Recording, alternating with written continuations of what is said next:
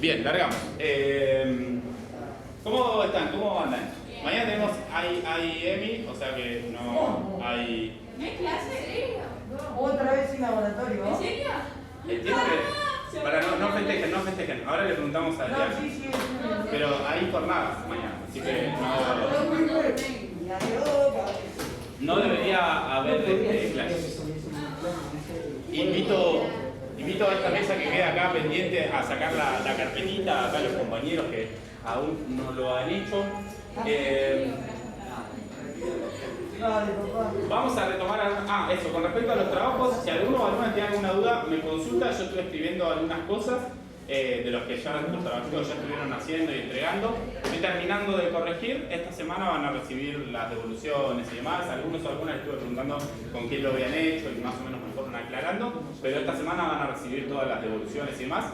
Todos los que vi hasta ahora están bien, los trabajitos, las cosas que vi hasta ahora están bien. Un poco, ¿se acuerdan que estructuralmente la consigna del trabajo que tenían que hacer era poder conocer cuál era el mundo americano, cuáles eran las características del mundo europeo? ¿Se acuerdan? Que hablamos de las características del mundo europeo con la llegada de Colón a América. Ya hablamos estas cositas con respecto a quién era Colón, con qué cabeza vino. Hablamos sobre esto de la reconquista, entre comillas, española sobre el territorio que era musulmán, la expulsión de los musulmanes del sur de España, y un poco para poder categorizar lo que pasaba ahí. ¿Y por qué se les ocurre que vimos eso? ¿Por qué vimos España, lo que hoy es España, antes de que lleguen a América? Para saber por qué venían acá. Bien, ¿hay algo que pueda explicar por qué venían acá? Para combinar los dos polos de las dos maneras distintas que se hicieron, que empezaron de cero. Bien. ¿Hay algo con respecto a las características que tenía ese mundo europeo, ese mundo, vamos a decir, mediterráneo, para definirlo de alguna manera, que después termina mostrándonos un poco lo que termina pasando en el continente americano? En el continente americano terminan pasando algunas cosas similares en ese sentido. Para poder compararlo. Bien, exacto, porque lo que justamente vamos a hacer con la reconquista, lo que hacemos es ver cómo ese proceso de reconquista fue muy similar al proceso, que en realidad esto de reconquista tuvo bastante poco, porque se tomaron 600 años para reconquistar el sur de España, o sea, se la tomaron tranquila la reconquista. Y sí vemos similitudes con respecto a ese proceso de la expulsión. Fíjense que tuvieron que conquistar políticamente esta región, que es la del sur de España, y también religiosamente. Y lo mismo, vamos a ir construyendo la perspectiva con respecto a eso, es lo que va a terminar pasando en América. ¿Sí? Lo mismo va a terminar pasando en América, o sea, van a terminar cambiando de religión, por eso venimos viendo como las distintas religiones, y termina ocurriendo esta idea de el sometimiento en términos políticos. Ahí hay un ganchito justo abajo de la... Eso, y termina pasando esto mismo de sometimiento tanto político como religioso. Vieron que hacíamos este paralelo de...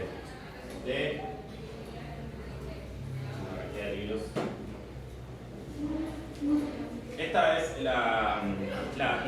una Biblia. Este es el libro sagrado de qué religión es. ¿El Corán? ¿Se acuerda de quién era? ¿El Corán? Bien, perfecto. Musulmanes del mundo islámico. Y este, que es exacto, que tiene... En realidad no está claro, porque la forma de sistematizar el conocimiento, o sea, de construir el conocimiento, tuvo que ver con una historicidad que termina condensada en un libro, pero no está 100% claro. Hubo una civilización previa a la maya, el auge de la civilización maya, más o menos es del 600, y se calcula que hubo una civilización maya, que fue preexistente a la maya, que fue la olmeca, que nosotros no la alcanzamos a revisar, que fue un poco la que disparó este libro. Y después con el correr del tiempo se le fueron agregando cosas. No agregando cosas al libro, porque el libro es un formato europeo. ¿Sí? Esta forma de libro está pensada a la europea, sino hay distintas formas de conocimiento. ¿Cómo se les ocurre que puede haber otras formas de acumular o guardar conocimiento? ¿De forma oral? De forma oral, claramente, claramente. De hecho, y justamente en la región que vamos a ver hoy, en la región andina, con las imágenes también porque hacían algunos gráficos, pero sobre todo la oral. La oral hay algo como una presencia bastante fuerte. Sí. No sé si era esa, pero era tipo que escribían en roca. Bien, perfecto. Ahí aparece lo de las imágenes, ¿no? Como, también aparece como un elemento importante.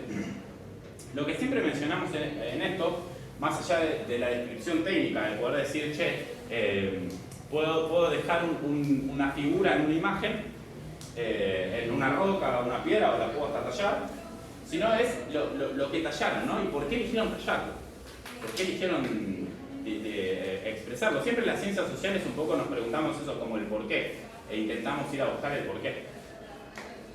En la región andina, que es nosotros y nosotras, la clase pasada tuvimos, vamos a probar que esto es indeleble porque me van a matar, si no.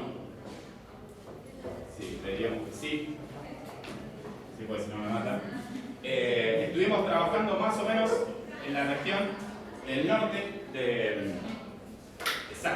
del norte de América, de México, y nos vamos a ir un poquitito más para abajo.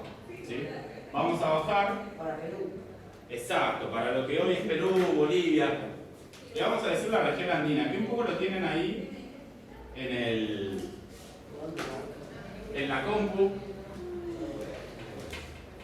Y acá empezamos más con la organización en términos políticos. De la clase pasada, para hacer una transposición, ¿se acuerdan un poco qué estuvimos viendo? ¿Estuvimos viendo religión? Bien. Las estructuras. Bien, perfecto. Alineaban algunas estrellas para saber ¿Qué forma de contar también. Para saber en qué momento del año estaban? Muy bien, muy bien. Y un poco pensábamos sobre cuáles fueron las características de poder pensar en qué momento estaban, ¿no? Intentábamos ir a buscar esa idea. Les voy a pedir a las compañeras que están tiradas afuera, que no hagan tanto ruido. ¿Se escucha igual mientras están a... ¿Se escucha bien? Perfecto. Perfecto. No, si ustedes se escucha bien, no pasa nada. O tenemos que tener puerta abierta la ventana, entonces el ruido se invade. Inevitable. Y empezamos a ubicarnos dentro de una región que es, como bien señalaban, lo que hoy es Perú. Yo les puse el mapa del lado físico, no del lado político, para que no aparezca la división de los países y que intentemos pensarlo sin la división de los países, ¿no? Porque si no el mapa podría estar de este lado, y acá tendríamos más organizada la división de los países y demás, que no está mal, pero me interesaba que lo podamos pensar sin esa división política, porque esa división política también es europea, que la podamos pensar así, con la perspectiva física. Lo pongo de aquel lado para poder escribir en el pizarrón. Bien, ya tenemos ubicada ahí la región. Más o menos la perspectiva con respecto a el reconocimiento de situación que vamos a hacer va a ser igual al que venimos haciendo, y vamos a trabajar sobre lo que se conoció como el Imperio Inca,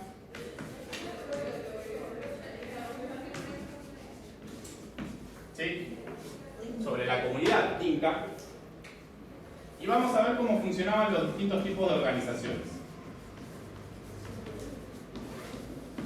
Tanto la organización, vamos a definirla como en términos de religión. ¿Qué día es hoy? ¿Qué día es hoy? Buena pregunta, yo tengo re mala costumbre con eso. ¡Ah! Hoy es martes 13. ¡Ay, Dios! No te cases, ni te embarques, ni te grabes.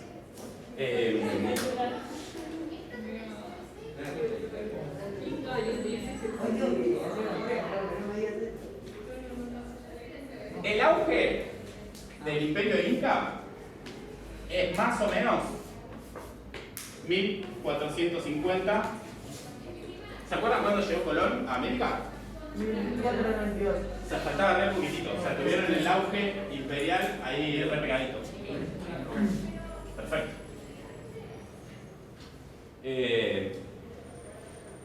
Acá les puse la región y un poco para ver cómo se organizaba en términos políticos. Era una suerte de ¿qué son los Estados Unidos? Si ustedes los tuvieran que... Dale. Estados Sí. Estados Unidos por... Sí, parece una redundancia, ¿no? Digo, pero para reflexionar. ¿Y qué sería un Estado? Si ustedes lo tuvieran que... ¿Vieron que las ponen secundarias? Como Bien. una nación. Bien. Hay algo con respecto a, en términos de organización, hay un territorio, ¿no? Aparecen ahí como esas cosas que en la escuela nos encanta definir qué es el Estado. ¿Y que estén unidos qué quiere decir? Que forman parte Son Bien. formadas por el mismo presidente. Bien, en este caso, en el caso de Estados Unidos, del país, de esos Estados Unidos, hay una subordinación en términos generales hacia una organización central que es el presidente, ¿no? En términos políticos. Acá pasaba algo parecido. De hecho, cuando ustedes ven el proceso de independencia de América, con las provincias pasa algo parecido. Se discutió un poco qué modelo de país, pero eso lo verán el año que viene. Pero sí es cierto que acá había 4 regiones que todas juntas formaban el Tahuantinsuyo,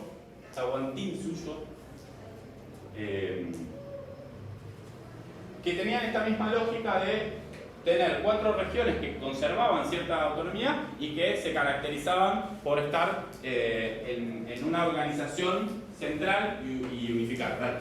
Pero México antes era más grande y no era parte de Estados Unidos. Bueno, México era más grande. Esta es la parte de la región andina igual, ¿eh? Claro. Perfecto. Pero igual, contestando a esa pregunta, ¿y por qué México era más grande y Estados Unidos era más chico y hoy es al revés? Porque pelean. Porque la tomaron. Porque hubo una guerra de, bueno, creo que más de una guerra entre Estados Unidos y México. Sí, básicamente Estados Unidos fue conquistando. De hecho, el virreinato del Río de la Plata era más grande de lo que hoy es Estados Unidos. Perdón, de lo que previamente era Estados Unidos. O sea, el virreinato del Río de la Plata era más grande de lo que fue inicialmente Estados Unidos. Y Estados Unidos se fue expandiendo, sobre todo hacia el sur, fue corriendo ahí su frontera, y le fue conquistando territorio a México. Y Argentina fue el virreinato del Río de la Plata, se empezó a dividir en algunos países y se fue fragmentando. Sí. Se lo gestionó hacia el sur. Claro, exacto. Se fueron tomando territorios hacia el sur. Oeste. ¿Estados Unidos? Sí, No, también. O sea, corrieron esa es la frontera con el indio. La fueron corriendo. Y para Latinoamérica corrieron territorio. Yo pregunto si en ese momento Sí. México estaban los aztecas. Claro, exacto. De hecho, los aztecas, el auge de la civilización. Cuando decimos auge, pensemos que no es que se terminó mañana y esto que decimos siempre, ¿no? Cerramos la puerta, o sea que en 1451 no estaban más, o que en 1449 no eran un imperio. Lo pensamos gradualmente, y sí, lo que sucede es que los aztecas estaban en el 1300, es el auge del imperio azteca en México, o sea que eran medio contemporáneos. Fíjense que cuando llegaron los españoles se encontraron con un imperio en el norte, o sea, en Perú, esto que marcábamos hace un ratito en el mapa, en Perú y en México también, ¿no? Que fue un poco lo que revisábamos la clase pasada con México, como mirábamos un poquitito eso. Y hoy la organización, y acá sí ya aparecen los países, de lo que sería el Imperio Inca, comprende un pedacito de Colombia, un pedacito chiquito, casi todo Ecuador, Perú, Chile, ahí la región que sale al océano, parte de Argentina y parte de Bolivia. Esto para poder organizarlo y saber más o menos en qué territorio estamos. Recordemos que esto tampoco es lineal, sino que es situaciones de expansión donde se van moviendo.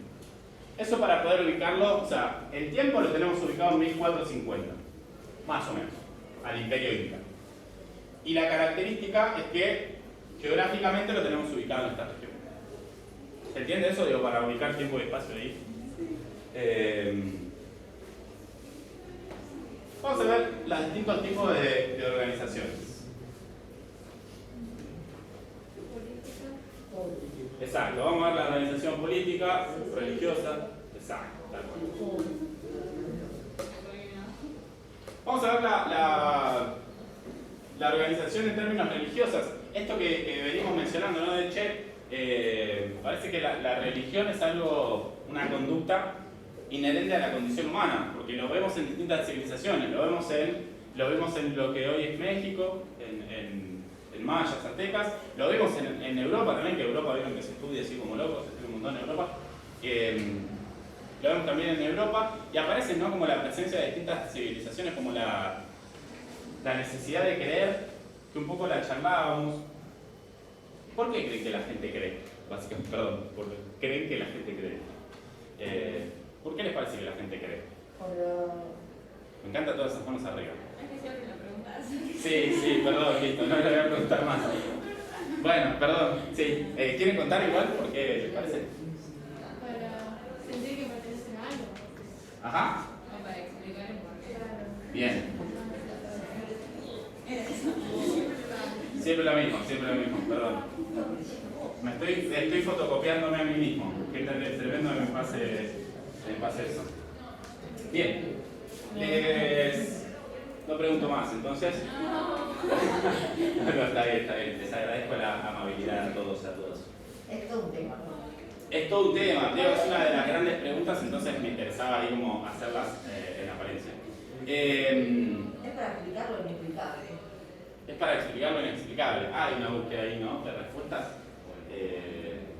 Pero bien, para salir ya por eso, que ya se van a acordar y se puede convertir en una anécdota rápidamente. Vamos a ver un videito. Acá hacemos, ¿se acuerdan de la primera clase cuando vimos las regiones? Hablamos de la arqueología como el recurso para intentar ver qué fue aquello que pasó y qué era lo que pasaba. Y la arqueología un poco nos acerca a esta idea de que la comunidad inca proviene de regiones cercanas al lago Titicaca. ¿Alguien estuvo cerca de ese lago? Es muy lindo, les recomiendo, si pueden, conozcan Perú. Muy lindo, el lago es muy lindo. Que se instalaron en el valle, se fueron sedimentando en el valle central peruano, cerca del siglo XIII, y ahí se fueron desarrollando y fueron desarrollándose un poco más estructuralmente. Lucharon contra otros pueblos y lo que fueron haciendo fue ir sometiendo a otros pueblos. Acá la dinámica era un poco esa. Los incas igual tenían una característica que era, una vez que fueron imperio, medio que se acercaban a tu comunidad y te decían, che, sumate al imperio. Lo contamos también. Ay, qué autospoileado que estoy. Eso me pasa por ansioso. Bien, va videito y a la vuelta lo charlamos. ¿Se escucha ahí? Son 3 minutos ya.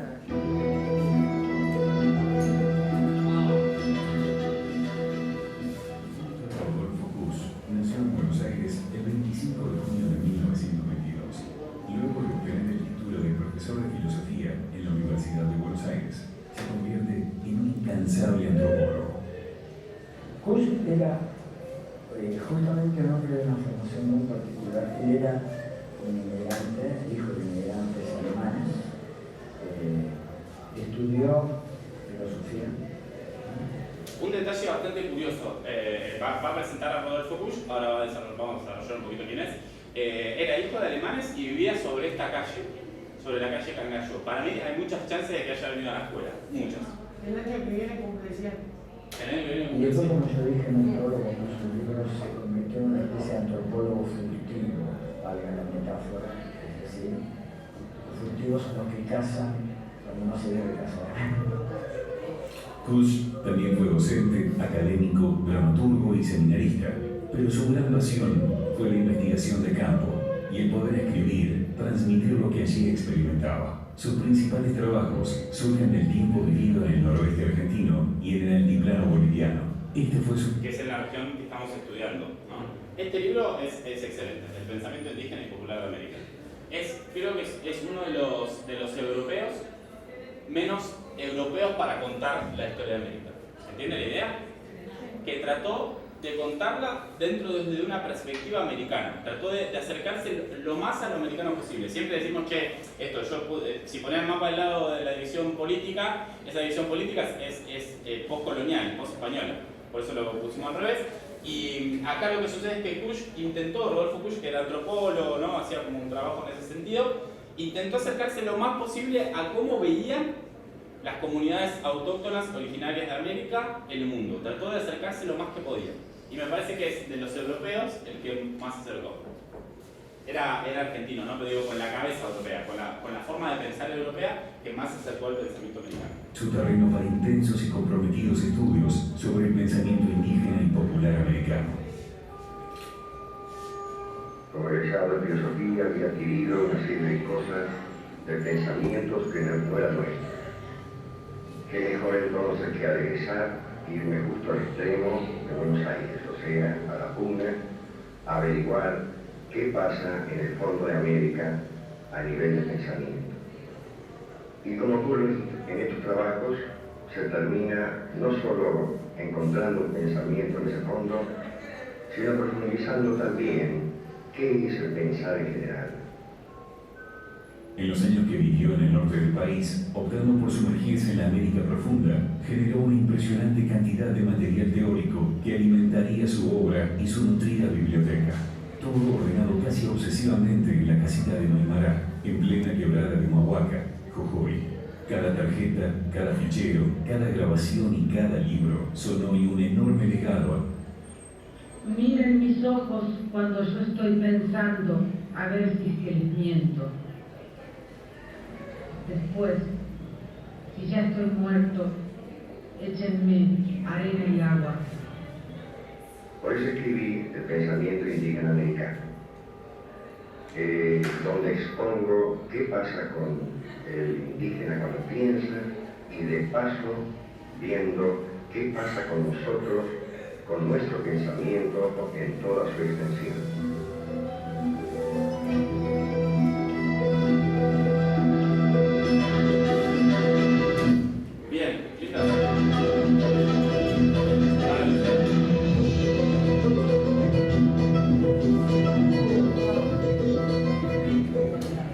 Bien, siempre nos parece que nos vamos a quejar siempre por lo mismo. Nos solemos quejar porque andamos las corridas y nunca hay tiempo para ver algunas cosas. Si en algún momento puede, recomendación, yo les puedo subir alguna cosa más de Rodolfo Kusch. Es bastante interesante poder pensar la perspectiva que tenía, sobre todo por esto de, creo que es uno de los que más se acercó a tratar de entender con las características propias de América, tratar de entender ese mundo. Vamos hablamos un poquito de religión, aparece el dios Sol. Fíjense esto de que siempre charlamos con respecto a de creer, que no voy a decir más nada de religión y demás. No, gracias. Sé que lo hacen amorosamente, eso me pone muy contento. Vamos a la organización política. Decimos que es un estado, una organización teocrática. ¿Se acuerdan que quería decir teocrático? Bien. Pregunté lo mismo. Sí. Teocrático, pero ¿qué quiere decir? Así nos quedamos tranquilos. ¿Cómo? ¿Qué quiere decir teocrático? Porque se basa en la religión. Bien. ¿Gracia qué quiere decir? En esto de gobierno, perfecto. ¿Y teo? Dios. Entonces, Dios que gobierna, ¿no? La dinámica de teocracia es... y aparece algo bastante curioso. Acá esto se pisa un poquito con Inca, la Populaca, con la organización social, que ahora la vamos a ver y la vamos a desarrollar, pero aparece esta idea del Inca como máximo soberano. Era tipo como papa. Bien, está bueno el anacronismo, la analogía, porque aparece algo de la reivindicación en términos religiosos, o sea, la religión dice que está legitimada, o sea, se legitima en términos religiosos, y es el líder de esa comunidad. Algo bastante curioso, que lo tenemos reinstalado, es que en realidad le decimos Inca a todas las comunidades, pero Inca era solo el máximo soberano. Es como que acá, que venga alguien de afuera y diga, che, acá todos se llaman presidente. No, che, presidente es el que está allá, él es el presidente. El resto somos personas, ciudadanos, ¿no? Como, en todo caso, ciudadanos. Pero la definición de Inca, y ahí es un punto interesante para ver por qué le pusieron Incas. Le pusieron Incas porque la referencia justamente era el Inca.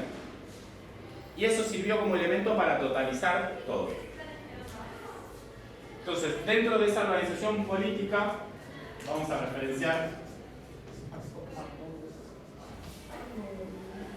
y a tomar al Inca como su máximo referente.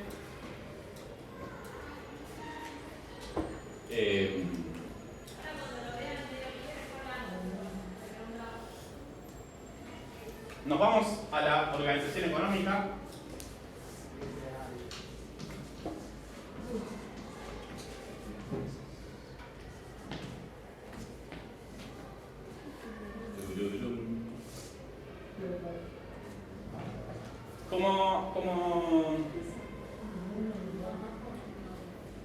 Recordando esta idea de la historia suele mirar a las ciencias económicas, o puntualmente a la economía. No la voy a definir como ciencia porque no me voy a meter en ese terreno que desconozco, pero mira a la economía como la herramienta para poder conocer las condiciones materiales en las que viven las personas.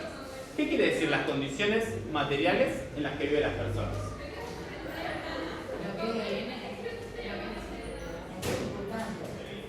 Bien, las circunstancias, lo que tienen. Básicamente, ¿en qué condiciones materiales vive una persona en Grecia, en Roma, en el siglo XIII, XV, XVIII? Si tiene acceso al agua, si tiene acceso a la comida. La economía un poco revisa eso.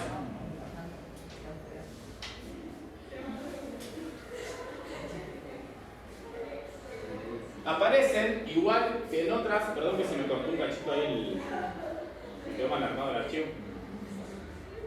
Estos son terrazas de cultivo. Acá cultivaban. ¿Se acuerdan que charlábamos esto de, el problema de una pirámide es que yo no puedo cultivar ahí, entonces lo que tengo que hacer son esos terraplenes y cultivar arriba de los terraplenes, ¿no? Y acá, exacto. Y acá fueron haciendo todos los terraplenes en piedra. Una de las características que tiene Perú, que justamente como está en la región andina, es que suele haber terremotos. Generalmente cuando está en Lima y todos los barrios cercanos, las casas suelen ser bajitas porque hay movimientos de las placas tectónicas que generan justamente lo que se conoce como terremotos, ¿no? Y lo que ocurría es que estas construcciones sobrevivieron a eso.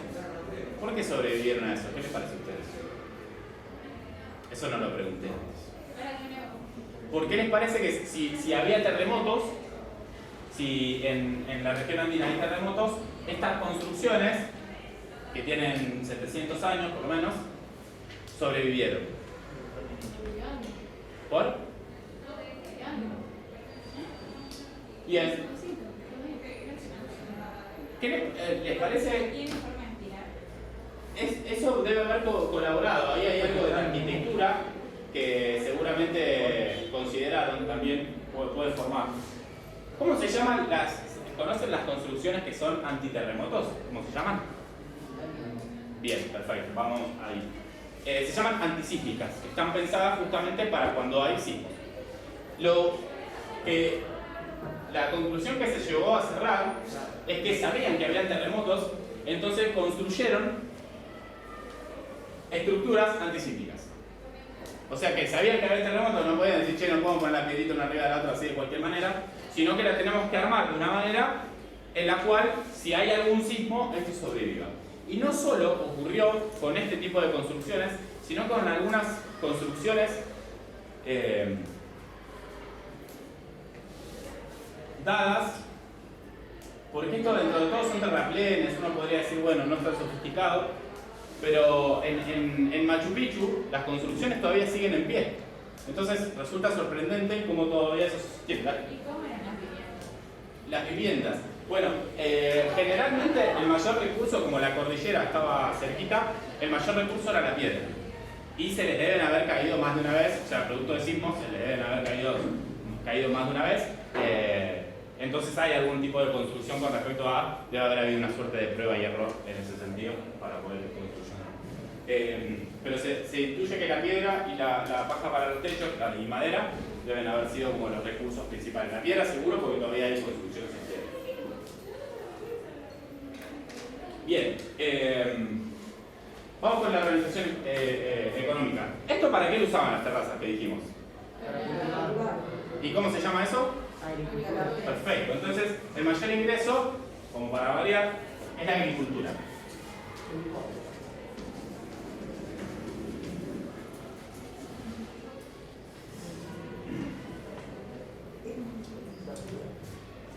Aparece, igual que en otras civilizaciones, igual que en el mundo azteca, una comunidad colectiva. Esta idea de un grupo de personas unidos por un tipo de lazo, que puede ser sanguíneo, generalmente sanguíneo, como si fuese algo familiar, pero no piensen en la familia, la familia en términos domésticos, como la que tenemos hoy planteada, sino como una familia más estructural con primos, primas, una familia más general, ¿no? Piénsenla más en ese sentido. Y una de las características con respecto a eso es que la pérdida de un integrante de esa familia más amplia generalmente se solventaba porque al ser muchos, ese rol lo puede ocupar otro integrante. ¿Se entiende la idea? O sea, en una familia, piensen en la familia como término de primos, primas, tíos, tías y demás. Entonces la contención era mucho más grupal, las crianzas eran mucho más grupales y tenían una perspectiva súper interesante en ese sentido. Hoy la dinámica en esta familia más doméstica que tenemos remite a que las crianzas son padre, madre, tutor, encargado, encargada, etc. Y esto construye una perspectiva y esta era mucho más comunal, ¿sí? Mucho más abierta. ¿Qué quiere decir comunal?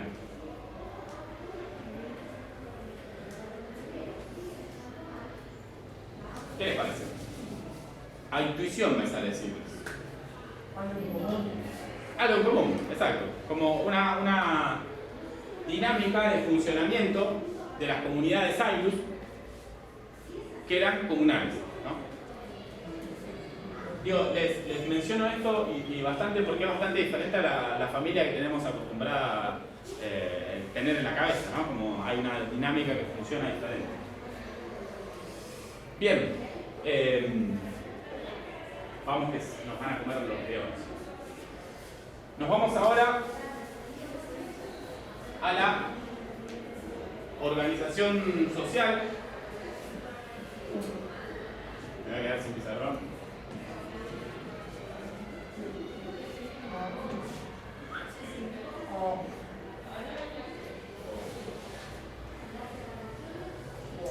En la organización social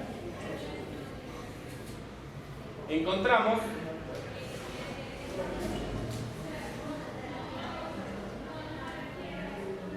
también un esquema de configuración, lo vamos a poner así aprovechamos el pizarrón, estratificada. Es una sociedad estratificada.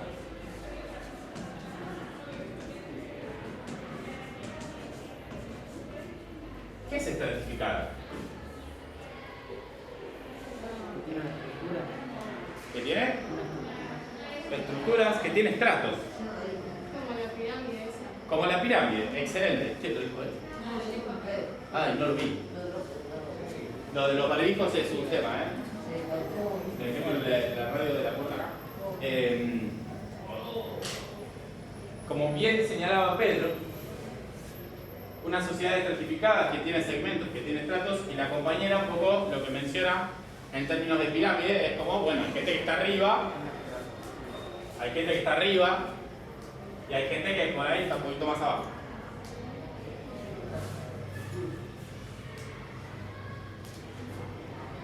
dentro de esa dinámica, lo que podemos ver es cómo se organizaban las sociedades y la tendencia que tienen todas las sociedades a estratificarse, ¿no? Como a armar estratos.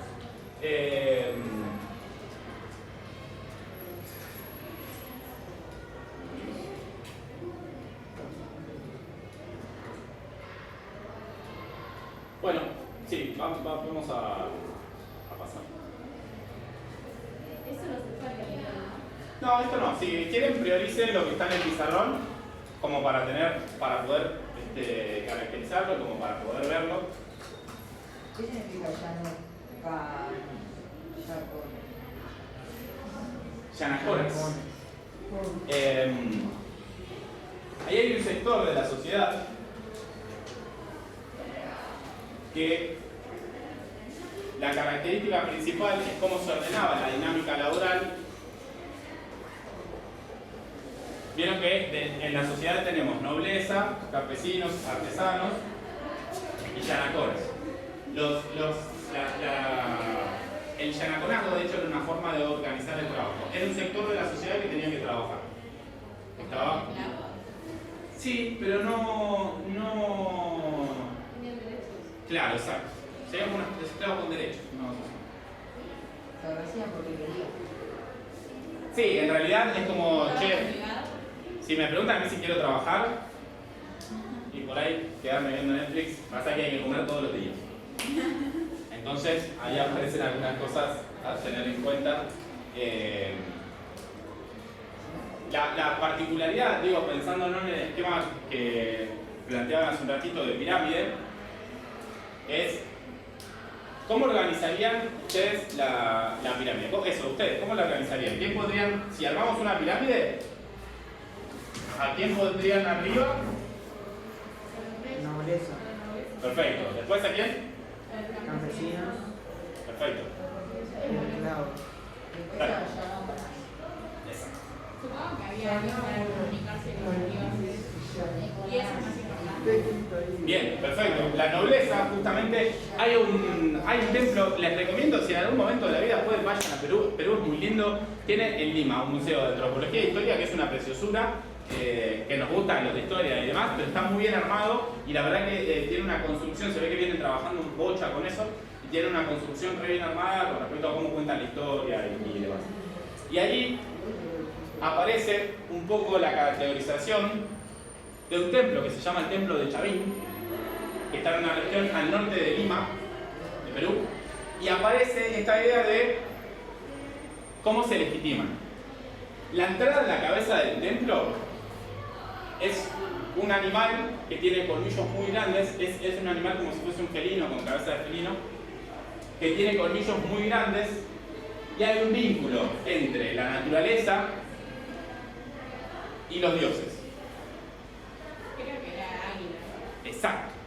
De hecho, es el águila, si no me estoy acordando mal, el puma. Exacto. Y aparecen dentro de esas configuraciones con cierta sacralidad. Viene el compañero ahí que estudió, que dijo: voy a preparar la clase. Yo ya sé que vienen los incas y voy a preparar la clase. Mira, seguimos diciendo incas. Un genio, muy bien.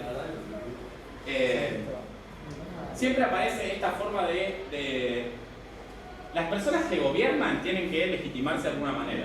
Esto, ¿cómo se legitima el presidente? Con los votos. El que gana la mayoría, el que tiene más votos, sale siendo presidente. Después, eso en un esquema democrático, ¿no? En un gobierno democrático. Hay que ver si es la única forma de gobierno. Después es interesante pensarlo, pero eso piénselo el año que viene y el otro. Así. ¿No es la única forma de gobierno? Porque hicieron así, que no es la única forma de gobierno. Y dije, bueno, está bien. No es la única forma de gobierno.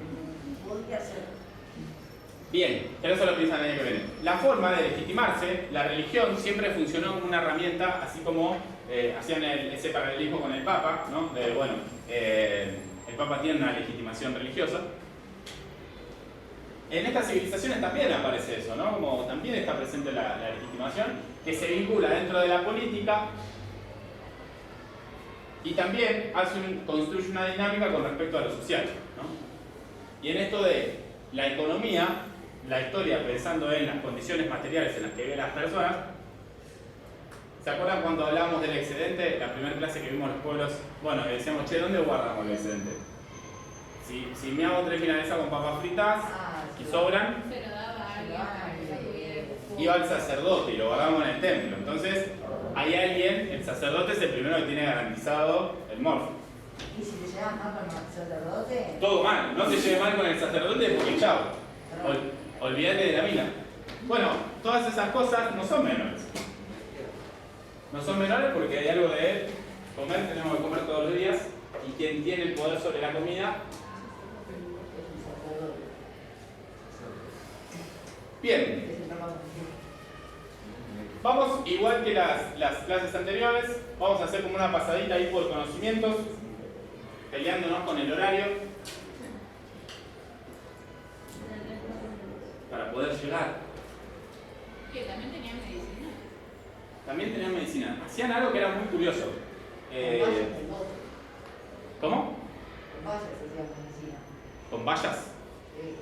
Mira, te creo, mirá que si vos me lo decís te creo. Ya metiste el anterior bien, entonces te creo. Igual sí creo decirlo que son un poco, ¿viste? Que hacen con vallas así. Mira, vamos a crearle al jueguito. En la legitimación del jueguito. Hacían algo que tiene un nombre técnico que yo en este momento no me estoy acordando, lo cual está muy mal. Pero básicamente lo que hacían era cuando tenías un golpe en la cabeza y se te fracturaba el cráneo. Ah, una placa de metal. ¿Cómo se llama? Una placa de metal. Exacto, hacían las placas de metales. Eso es una curiosidad. Porque era. De hecho, hacían incisiones. O sea, tenían que. No vamos a contarlo lo más finito, pero habría que hacer un trabajito ahí, ¿no? Habría que hacer de la plaquita, como. O sea, te ponían, te suplían la parte fracturada del cráneo con algo de metal. Eso levantando las cuestiones con respecto a medicina. ¿Y esto qué quiere decir? Que algo tenés que saber. No que puedes decir, che, arranco, voy, pruebo. A ver cómo me va. Seguramente con algunos le va a haber salido mal, pero desarrollaron un conocimiento, claro. Desarrollaron un conocimiento con respecto a eso que justamente tiene que ver con esto de ir haciendo. Con respecto a la arquitectura, hay algo bastante interesante, esto que decíamos, las construcciones antisísmicas que tuvieron que hacer, algo que pasó desgraciadamente en muchos templos que se hicieron cerca de Cusco, en lo que hoy es Perú. La iglesia, las iglesias, en esto de reemplazar una civilización por la otra, casi de reemplazar así, en estos términos, como de sacar a una referencia religiosa y poner a otra referencia religiosa, desarmaron y usaron las mismas piedras con las que estaban construidas los templos para construir iglesias. Y de hecho se dieron cuenta hace no mucho que arriba de una de las, en la plaza, fíjense la presencia, cómo quisieron tener una presencia católica bastante fuerte, que arriba de un templo construyeron una iglesia enfrente de la plaza de Cusco. O sea, en la plaza de Cusco hay 2 iglesias. O sea, piensen en una plaza como algo cuadrado, en 2 hay iglesias.